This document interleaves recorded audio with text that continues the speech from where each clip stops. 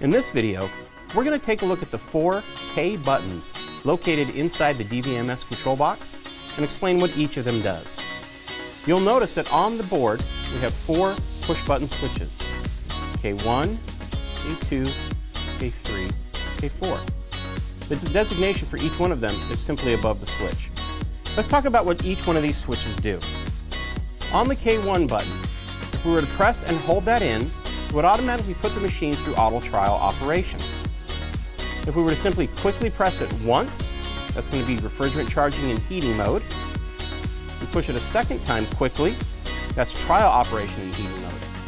If we were to push it 3 times, 4, 5, or 6 times quickly, that would do a pump out for the heating mode of each individual outdoor unit, addresses 1 through 4.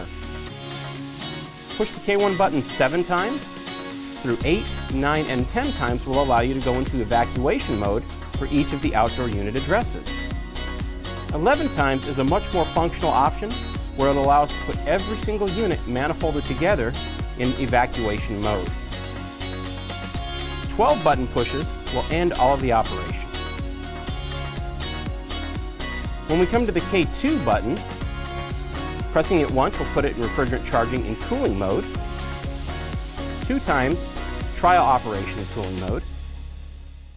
3 times, we'll pump down all the units in cooling mode. 4 times, we'll do the heat pump automatic setting of operation mode, or the cooling and heating operation for trial operation. 5 times, we'll check the amount of refrigerant.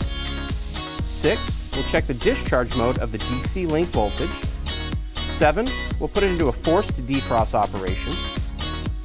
8 button pushes will force an oil collection mode. 9 or 10 will check the inverters of either compressor 1 or compressor 2. 11 times we'll check fan 1, 12 button pushes will check fan 2, and 13 button pushes will put us in the heat recovery auto pipe pairing, or if it's in heat pump, we simply won't use it. The 14th push will end the operation for the K2 button.